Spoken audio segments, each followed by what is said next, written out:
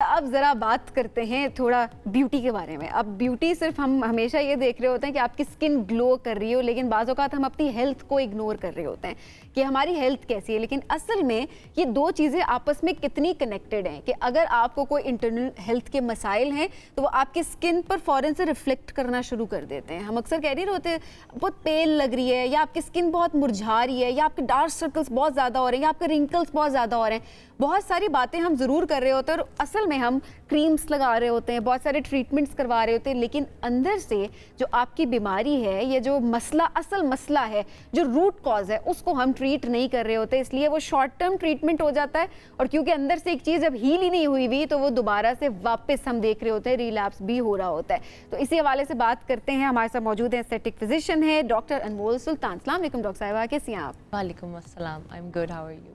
बिल्कुल ठीक। डॉक्टर साहिबा बताइएगा कितना कनेक्शन है इन दो चीज़ों का। अक्सर हम देख रहे होते हैं, ख़वातीन भी और मर्द भी हम यही कह रहे होते हैं कि हमारी स्किन बस ग्लो करनी चाहिए, तो उसके लिए डिफरेंट प्रोडक्ट्स हम लगा रहे होते हैं, लेकिन आपकी जो हेल्थ होती है उसका कितना इम्पैक्ट होता है आपकी स्किन के ऊपर? जिस तरह आपने कहा, एवरीथिंग इज़ कनेक्टेड और बहुत ज़्यादा इम्पैक्ट होता है एक्चुअली आपकी स्किन पे। आप ये रियलाइज़ करेंगी कि the better your health is the better your skin is, the better your health is. जब आप आगे एज में आगे बढ़ते हैं उतनी ही स्किन जिनकी बेहतर होती है और जनरली ज़्यादा सेहतमंद भी होते हैं, उनको कोमॉर्बिड्स नहीं होते हैं और बीमारियां साथ नहीं अटैच्ड होती हैं उनके उस वक्त तक। तो it's a huge connection between health and skin. अच्छा, ऐसी कौन कौन सी आपके चेहरे पर चीज़ें आना शुरू हो जाती हैं आपकी स्किन से कि आप उन बीमारियों को आइडेंटिफाई कर सकते हैं कि आपको किसी क्रीम की ज़रूरत नहीं है, आपको डॉक्टर के पास जाना है? क्या आपने कोई ट्यूब नहीं लगा लेनी फ़ौरन से कि आपका मुंह ठीक हो जाए? एक्चुअली आपको डॉक्टर के पास जाने की ज़रूरत है। कौन कौन से सिम्टम्स हैं इससे? तो क्योंकि your skin is actually a mirror, वो आपकी इंटरनल हेल्थ रिफ्लेक्ट करती है। So there is a lot of things जो होती हैं इस तरह की जो फ़ौरन मुझे देखते साथ समझ आती है। एक तो कॉमन चीज़ है, अगर एक बंदा बहुत पीला लग रहा है आपको समझ आ जाती है जॉन्डिस है, लिवर का कोई इशू चल रहा है या गॉल स्टोन्स का कोई इशू चल रहा है। एक बंदा बहुत पेल टाइप सा है, उसको छाइयाँ बहुत आ रही हैं, आई विल इंस्टेंटली थिंक इसकी आयरन कम हुई हुई है, इसकी आयरन चेक कराने की ज़रूरत है। या फॉर एग्ज़ाम्पल छाइयाँ हैं और स्किन बहुत रफ़ और डिहाइड्रेटेड है, ड्राई सी है, आई कैन थिंक के थायराइड का कोई इशू चल रहा हो सकता है। थायराइड का मैं चेकअप कराऊंगी उनका ज़रूर। एंड फॉर एग्ज़ाम्पल एक्नी के साथ लोग आते हैं, एक्नी का कोई और मतलब नहीं है, सिर्फ ये मतलब है आइदर हार्मोनल इम्बैलेंसेस चल रहे हैं या बॉडी में टॉक्सिन्स हैं जो इफ़ेक्टिवली रिमूव नहीं हो रहे। सो that's all it means, lots of other things also. तो इस तरह से आप ज़ाहिर है इसमें आपको पहले इंटरनल मसले को हल करना है। डॉक्टर साहब, आप बहुत सारे लोग रिलेट करते होंगे, मेरा भी यही सवाल है आपसे, जवाब इसका आपने बड़ी डिटेल में मैं चाहूँगी आपने। डार्क सर्कल्स, लोग ये कह रहे होते हैं कि हम नींद से कहते हैं, इसको लिंक किया जाता है कि 8 घंटे की नींद हो, टाइमली सोएं, रात को मत जागें, टेक्नोलॉजी का इस्तेमाल ना करें। अगर एक शख्स टाइमली सो रहा है और वो टाइमली उठ रहा है और उसकी पूरा दिन रूटीन भी ठीक है, उसकी डाइट भी ठीक है, फिर क्या वजह होती है डार्क सर्कल्स क्यों नहीं जा रहे होते या और गहरे क्यों होना शुरू हो जाते हैं? Big discussion, but dark circles essentially दो किस्म के होते हैं, true dark circles and false dark circles. And true dark circles वो होते हैं जब एक्चुअली पिगमेंटेशन हुई हुई होती है, ब्राउनिश कलर की होती है। दैट इज़ व्हेन आपने दैट इज़ व्हेन फ्रिक्शन हुई होती है या आप रब करते हैं बहुत ज़्यादा अपनी आइज़ को, या एक्चुअली सन डैमेज हुआ होता है आपकी अंडर आई में, that's when it's brownish. When it's greyish, micro circulation का इशू होता है। दैट मीन्स कि ब्लड वेसल्स हमारे बहुत पतले और स्किन भी बहुत पतली होती है यहाँ से। When there is a greyish tinge, वहाँ पे ब्लड वेसल्स में पूलिंग हुई हुई है ब्लड की। So it helps for circulation के आप अपनी मसाज करें around the eyes, caffeine solutions use करें, नाइसिनामाइड उसके अराउंड यूज़ करें ताकि सर्कुलेशन इम्प्रूव होए। एंड फॉल्स डार्क सर्कल्स होते हैं कि आपकी ये जगह गहरी है, एक शैडो पड़ता है जिसकी वजह से लगता है डार्क सर्कल्स हैं, बट इन रियलिटी स्किन में कोई पिगमेंटेशन नहीं होती है। So that can only be corrected with increasing the volume like fillers और फैट ट्रांसफ़र। अच्छा, सकता है इसका कोई साइड इफेक्ट होता है? क्योंकि मैंने देखा अक्सर लोग जा रहे होते हैं, क्योंकि डार्क सर्कल्स आपकी पूरी फ्रेशनेस को डिफाइन कर देता है कि आप फ्रेश हैं या नहीं है। डार्क सर्कल्स ज़्यादा हैं तो ऑब्वियसली आप फ्रेश नहीं लग रहे होते।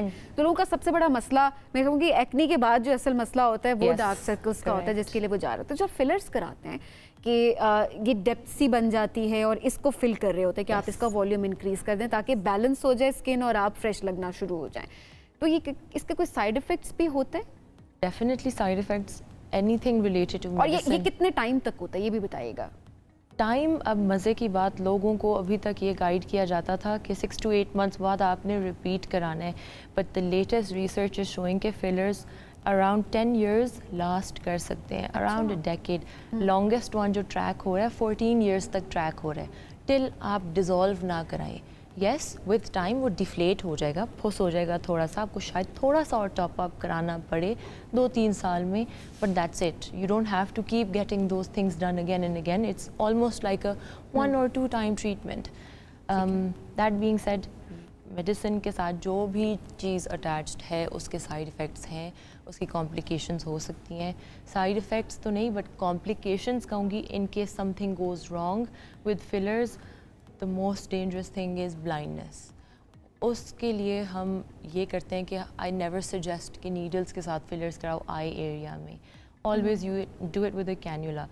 अगर आपने वेसल पंक्चर कर दी, प्रैक्टिशनर ने, डॉक्टर ने वेसल पंक्चर कर दी, वहाँ पे एडमिनिस्टर कर दिया फिलर उन्होंने, that's when it's really bad. Otherwise छोटी मामूली थिंग्स लाइक ब्रूजिंग, जिधर नीडल, जिधर स्किन ब्रेक होगी उधर इन्फेक्शन का हमेशा चांस होता है। इन्फेक्शन, ओवर करेक्शन कर दिया, ज़्यादा डाल दिया डॉक्टर ने, अंडर करेक्शन हुई है, इनफ सेटिस्फाइड नहीं है पेशेंट, और करने की ज़रूरत है। बाकी सारी बेसिक थिंग्स हैं।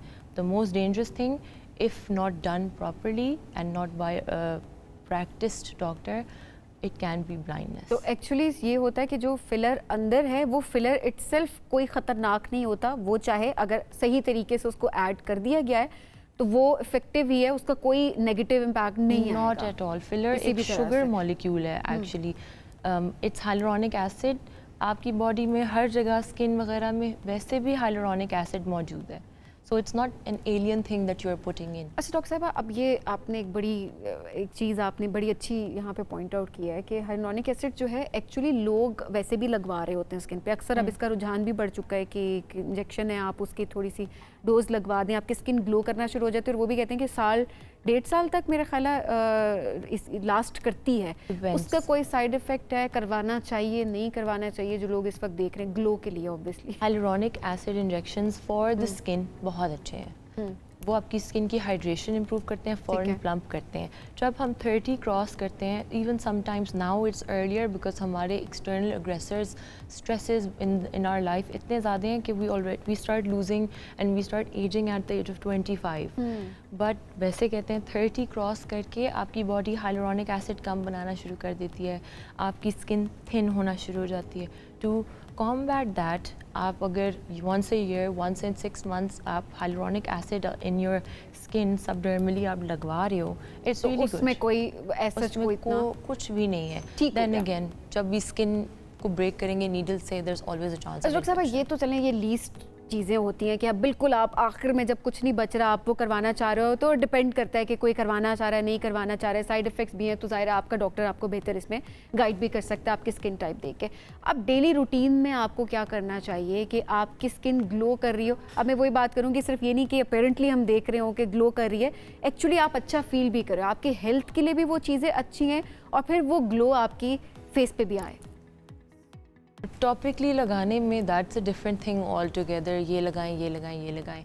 पर अगर मैं होलिस्टिकली बात करूँ, there's 3 things: eat, sleep and move.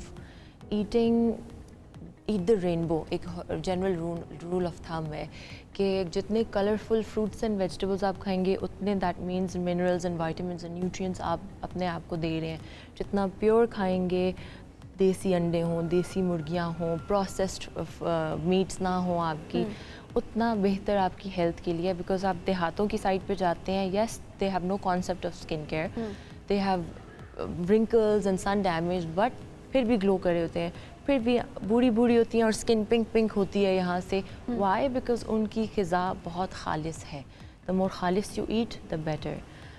Sleeping on the same time and waking up at the same time every day is so powerful and it's so undervalued, क्योंकि जब आप सो रहे होते हैं आपका ग्रोथ हार्मोन रिलीज होता है, your body is rebuilding and repairing at that time, so we don't understand कि same time पे सोना, same time पे उठना, and proper for women 8 to 9 hours, for men even 6 hours is fine।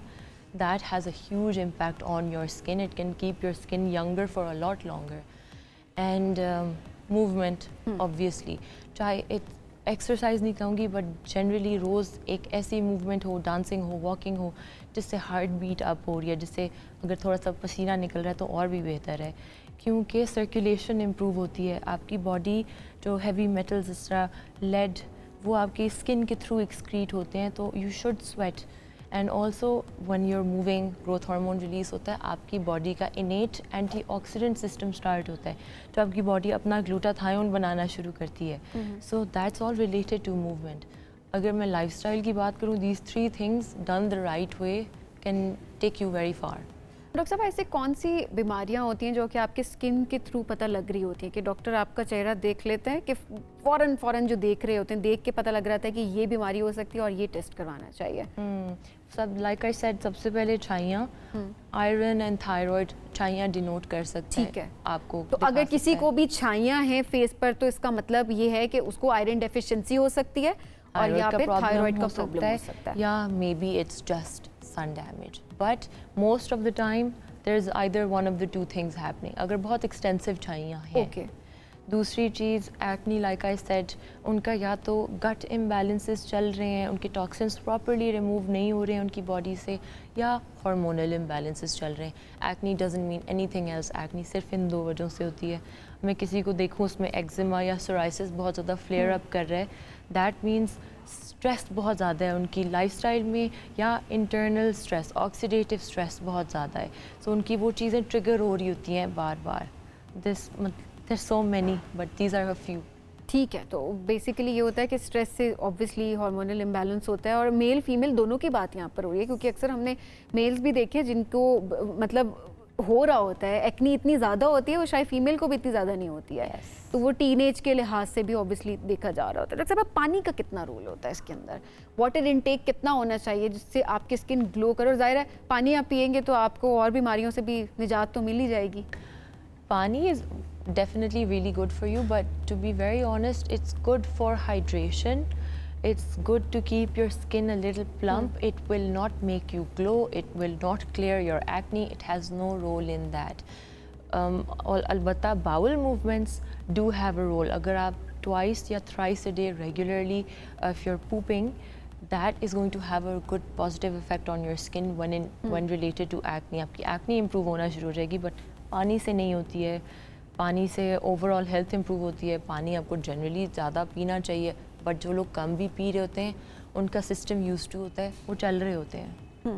अच्छा doctor साहब, बस एक आखिरी सवाल मैं आपसे करना चाहूँगी। बच्चे क्योंकि टीनेजर्स इस वक्त देख रहे हैं, मैंने पहले भी जिक्र किया था, बड़े हो रहे होते हैं बच्चे, तो जाहिर है वो काफ़ी ज़्यादा उनको एहसास कमजोरी भी हो रही होती है कि शायद हम अच्छे नहीं लग रहे, और एक्नी उनको बहुत ज़्यादा, और उनकी जाहिर है स्किन भी चेंज होना शुरू हो जाती है साथ साथ। उस चेंज को कैसे एक्सेप्ट करो, और ऐसी कौन सी चीज़ें जो कि वो करना शुरू कर दें जिससे कम चेंजेस आएँ या पॉजिटिव चेंज आए उनकी बॉडी में? Positive changes in the body, अच्छा खाएं, टाइम पे उठें, टाइम पे सोएं, ये टीनेजर्स तो बिल्कुल भी नहीं करने वाले, एंड एक्सरसाइज रेगुलरली करें। बट जो स्किन में उनके चेंजेस आ रहे होते हैं एवरीथिंग, दैट इज़ बिकॉज वो प्यूबर्टी हिट करते हैं, उनकी बॉडी में हार्मोनल चेंजेस आते हैं, उनकी बॉडी यूज्ड टू हो रही होती है, एंड हार्मोन्स डेफिनेटली आपकी स्किन पे अफेक्ट करते हैं। I will suggest if teenagers इस चीज़ से गुजर रहे हैं, उनके पेरेंट्स उनको एक डॉक्टर के पास लेके जाएँ, required targeted basic skin care, not treatment, basic skin care एक स्टार्ट हो जाए, सो दैट वो इतना ज़्यादा ना सफ़र करें जितना उन्होंने करना है नेचुरली। इसके एक फेस वॉश हो, एक मॉइस्चराइज़र हो, एक सनस्क्रीन हो, और मे बी 1 टारगेटेड सीरम, जो प्रॉब्लम है उसके लिए, कोई बहुत ज़्यादा बाहर खेलता है उसको टैन बहुत ज़्यादा हो जाता है उसके लिए, या जिसको एक्नी बहुत ज़्यादा हो रही है उसके लिए, दैट्स इट। क्योंकि चेंजेस तो आनी है, उसको कंट्रोल करना और उसको पॉजिटिव तरफ लेकर जाना, ये फिर इसमें पेरेंट्स का बार बार ज़रूर होता है, ताकि आपके बच्चे थोड़ा कॉन्फिडेंट फील करें, और वो ऐसे ना फील करें कि शायद पता नहीं क्या हो रहा है एकदम से उनके साथ, उनकी स्किन में जो चेंजेस आ रही हैं। डॉक्टर साहब बहुत शुक्रिया प्रोग्राम में ज्वाइन करने के लिए।